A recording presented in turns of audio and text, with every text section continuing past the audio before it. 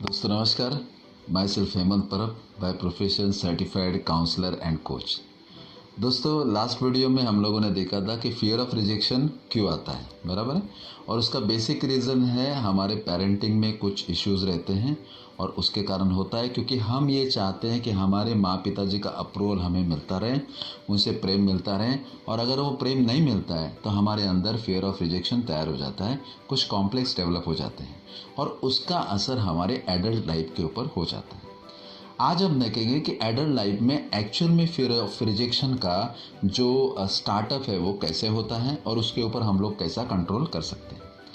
तो आज तक अगर आपने मेरे चैनल को सब्सक्राइब नहीं किया है तो ज़रूर सब्सक्राइब कीजिए और ये वीडियो आपको अच्छा लगता है तो उसको लाइक भी कीजिए। तो शुरुआत करते हैं। तो बेसिकली दो प्रकार के कॉम्प्लेक्सेस हमारे अंदर डेवलप हो जाते हैं। एक है सुपीरियरिटी कॉम्प्लेक्स।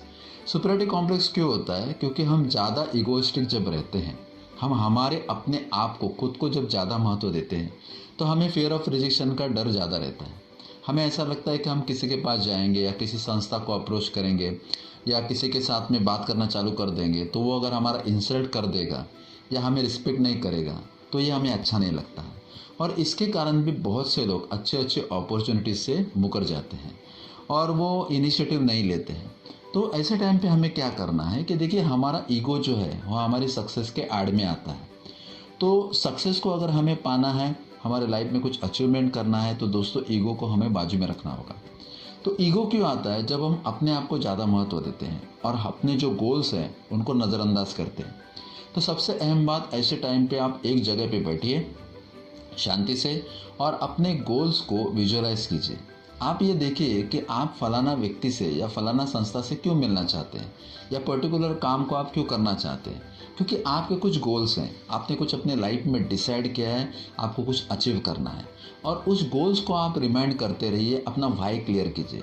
और ऐसे रोज़ अगर आप सुबह बैठोगे अर्ली मॉर्निंग में तो आपको ये मालूम पड़ेगा कि आपके गोल जो है वो आपके खुद से भी इम्पोर्टेंट है।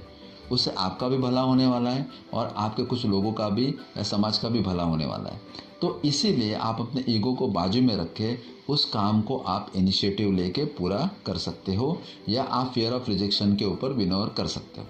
तो सुपीरियरिटी कॉम्प्लेक्स में ये जो पर्टिकुलर मैंने अभी आपको कुछ रेमेडी बताई या टिप्स बताई, ये बहुत आपको फ़ायदेमंद होगी।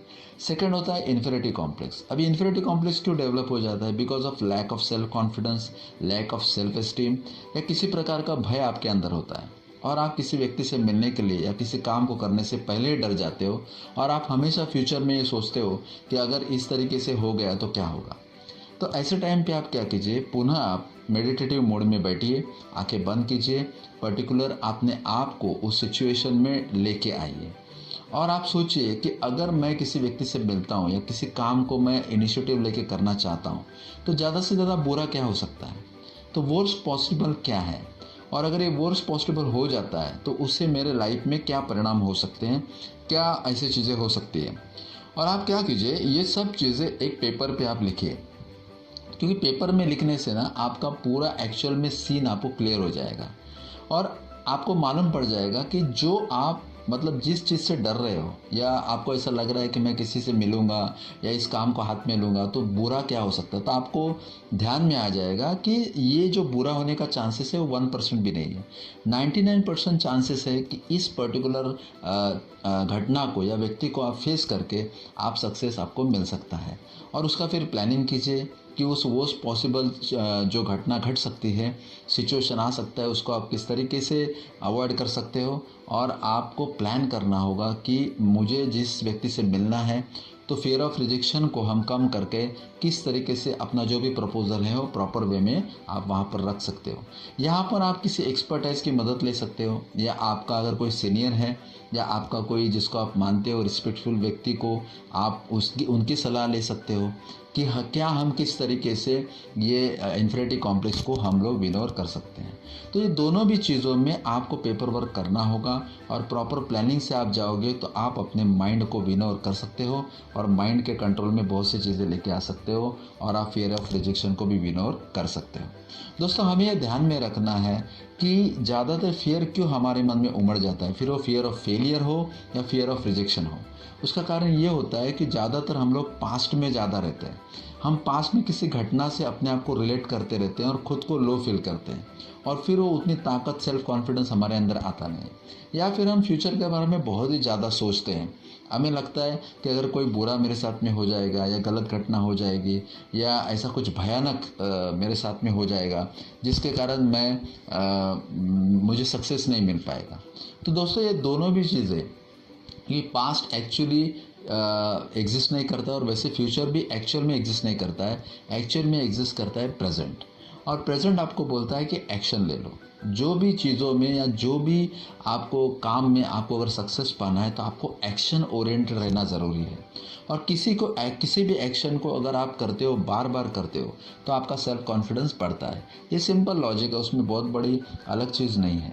तो आपको एक्शन ओरिएंटेड रहना है। जैसे आप जितना एक्शन लोगे, कोई भी काम बार बार करोगे, तो उसमें आपका एक्सेलेंस आ जाता है और आपको सक्सेस मिलता है और आपका सेल्फ कॉन्फिडेंस बढ़ता है। सेकंड चीज़ आपको ये ध्यान में रखना है कि फियर ऑफ रिजेक्शन क्यों होता है, क्योंकि हम ज़्यादा अपेक्षा रखते हैं किसी व्यक्ति से या घटना से।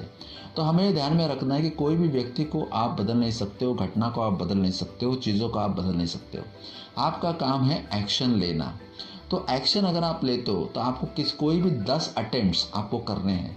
अगर आप 10 अटेम्प्ट्स करते हो तो आपको 2 या 3 बार सफलता आपको ज़रूर मिलेगी। देखिए, 2 या 3 बार जो सफलता मिलती है वो पहले वाला अटेम्प्ट रहेगा, बीच वाला रहेगा कि लास्ट वाला रहेगा, वो आपको मालूम नहीं है।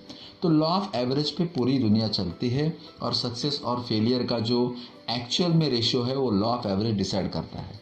तो आपको अपना जो भी आपने प्रोजेक्ट हाथ में लिया है, फिर आप बिजनेसमैन हो या आप जॉब करते हो, वहाँ पर अगर आपको सक्सेसफुल होना है, या आप किसी सोशल में या रिलेशनशिप में हो, तो सक्सेस पाने के लिए आपको लॉ ऑफ एवरेज पे काम करना होगा, और एक्शन ओरिएंटेड रहना होगा, और अपने गोल्स को रिमाइंड करते रहना होगा। ओके, और पेपर पे लग के आपको प्लान करना होगा। तो मुझे लगता है इन चीज़ों के ऊपर काम करोगे तो आपको सक्सेस ज़रूर मिलेगी, और फियर ऑफ रिजेक्शन को आप इजीली विन ओवर कर सकते हो। तो मुझे लगता है ये जो पॉइंट्स मैंने आपको बताए, वो अगर आपको सही लगे, अच्छे लगे, तो इस वीडियो को लाइक ज़रूर कीजिए, बेल आइकॉन भी दबाइए, ताकि इस प्रकार के वीडियोस जब भी मैं अपलोड करूँगा तो आपको इंटीमेशन मिलेगा। और मेरे चैनल्स को आप सब्सक्राइब करना मत भूलें। और इसकी ये पार्ट 2 है। पार्ट 1 का मैं लिंक आपको मेरे एंड ऑफ स्क्रीन पे दे दूंगा, तो आप पार्ट 1 भी देख लीजिए। और तब तक के लिए खुश रहिए, और thank you very much. Thanks a lot.